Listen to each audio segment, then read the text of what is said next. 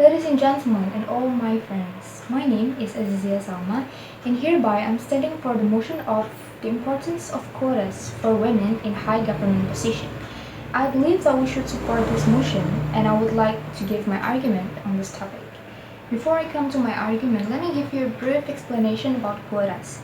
The core idea behind quota systems is to recruit women into political positions and to ensure that women must constitute a certain number or percentage of the members, whether it is a candidate list, a parliamentary assembly, a committee, or even a higher government position.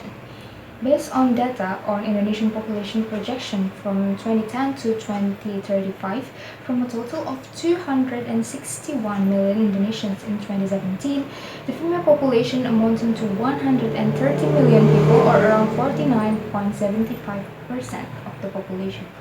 But unfortunately, the female population is not represented enough in the parliament. The proportion of women in the People's Representative Council seats is far less than the proportion of men. At the ASEAN level, sourced from the Interparliamentary Union, Indonesia is ranked 6th in relation to women's representation in parliament. The proportion of women in the Indonesian parliament is below 20%, exactly only 19.8%. But when we compare it to the world average, the proportion of women in Indonesian parliament is still far below it.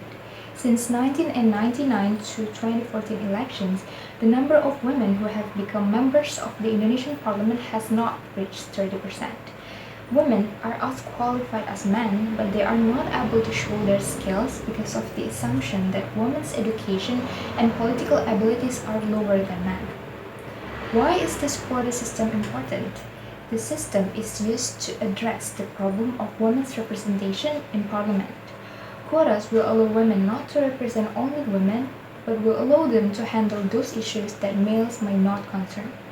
The lack of women representative in parliament can be dealt by strengthening and increasing the quota limit in order to increase the chance of women's electability. In addition, there should be strict sanctions on political parties if they do not fulfill the number of percentage of female candidates according to the quota that has been set before. This is important because the law on politic and election party is one of the parameters in seeing the country's response related to gender equality. Representation of women in parliament needs to be an important concern for us.